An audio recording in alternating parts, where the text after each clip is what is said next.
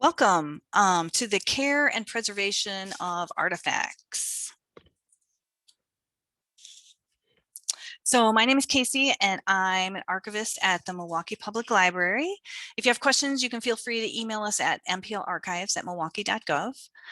Today we're going to talk about artifacts and some basics of how to care for them based on our experiences.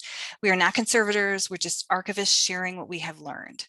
We will cover some examples of items, preservation guidelines based on the specific items, possible resources, and examples of care from our collections. So the Society of American Archivists defines artifacts as a physical object that is made or modified by human culture, a three-dimensional object held in archives, a library or archival resource that has value as a physical object in addition to its informational value. So examples, what we have mostly is a lot of artwork. We have a lot of sculptures. You can see here is a statue. We've got some artwork. Lamps and lights, believe it or not, we have quite a few of those around. And then really any kind of 3D object can qualify as an artifact. This here is a wax reel player that we've discovered in a storage area. And then we do actually have wax reels, but we have no idea if that works. So we're not about to try it out. So it can be any 3D object. So this is really going to depend on the item. Since you most likely won't have an expert or conservator on hand, you may want to do some research on the item first. Sometimes the research may just be to figure out what you have. Like I mentioned that wax reel player, when we first saw it, we're like, what is this? And when we come across items we don't know how to best care for, we head to the internet and use our librarian and archivist skills to locate credible, trustworthy resources. So some preservation and guidelines for care and storage. You can wrap and cushion fragile items in acid-free paper or boxes. Store in cool, dry, and dark locations. Generally avoid airtight containers. You can wear gloves where appropriate. Keep track of donation history or ownership rights. Engage a conservator for repairs if it needs something, much more in depth. And create a protocol for requests to view if the item's not on display. Are you going to do this by appointment? Who has access to the storage location? Do you need a secure location for it to be brought to? Do you have furniture big enough to hold the item? And no flash photography. So generally, these are guidelines that suit many different items. So we've got a bust here, and then this is actually a crate. I don't know what we stored in them, but we had a whole bunch of these crates marked Milwaukee Public Library. So here's two resource sites that offer some concise basic advice on different types of materials. Because often your first thing is, this isn't paper, which I'm used to. So how do I deal with a textile, with something that's fabric or glass? So the National Park Service Museum Management Program, the Conservograms, and this Henry Ford Museum site, they both have little blurbs or leaflets, kind of brochures, PDFs on different types of materials and how best to care for them. And reach out to your local historical institution or museums for general advice. I mean, they probably aren't going to have time to do any in-depth, but they might be able to give you a few tidbits of what something is, or just some general guidelines. For example, like this is some kind of phonograph. This was in an archival storage area. It seems to be missing some parts, but we found that. And then this is some kind of, I believe, surveyor's equipment. But it took us a little bit to figure out what this was, because there was really no notes on them. And I would say if someone is offering you an item, like a donor, and you don't really have the capacity to display, to store, or care for it, there's nothing wrong with recommending another institution. If you find an item in your collection that needs more resources than your institution can dedicate, reach out to other organizations. Maybe there's a better place suited that would be happy to take it.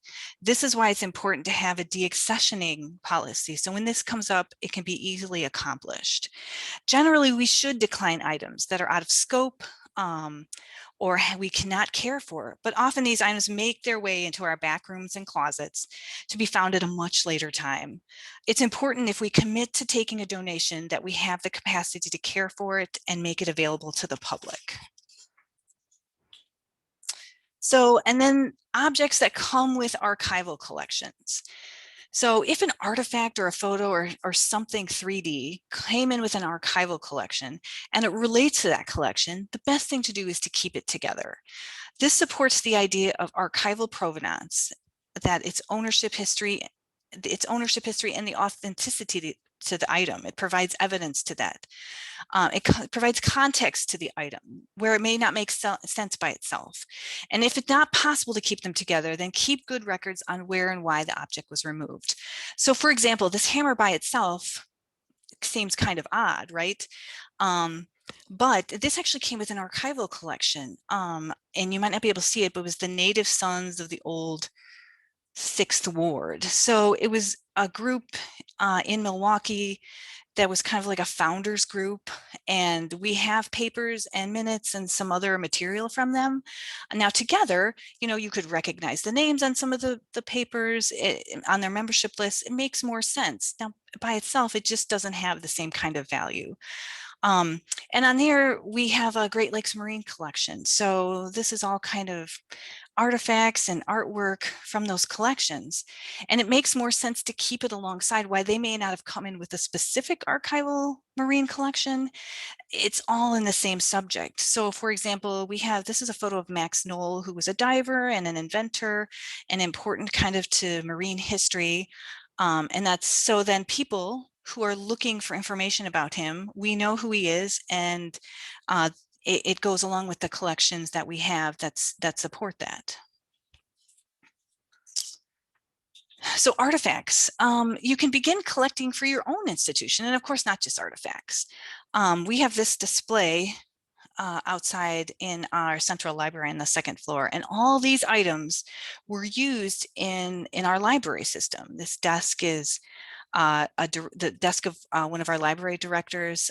This display isn't signed real well, but there is an internal document that explains a lot of these items. But of course, a card catalog, a globe that sat in someone's office, MPL memorabilia plates that were sold in gift shops, stamps, which we don't use, a phone.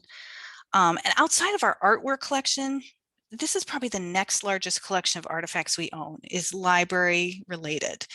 When your institution is around for a really long time, as libraries are, its history becomes part of the community's collective history. And who better to collect that than you? So if you haven't already, begin collecting and curating your own institutional history. It not only reflects the history of our community we live in, but also the collective history of libraries, how we did things, how we do things, and how we've changed. For example, we have a couple of basements in this building, like 4 basements. And this is a pneumatic tube system. And this is how we sent requests down to those floors. Now, we don't use this anymore, but I made sure I took pictures of it to explain what it was so that it goes somewhere in our history. So if these get removed, we'll remember this. These are very interesting pictures. So these are like library miniatures. This is how we used to space plan for libraries. Before computers and all of that, they made little figures, desks and chairs and stacks, and that's how they space planned. So all these things, at the time probably didn't seem like much, and they just threw them in a box and put them in the basement. But they're fascinating to those of us, 50, 60 years later, that's how we did things before everyone, had a computer in their hand and in the case of a phone. So, so start collecting that library history of yours. Thank you for attending.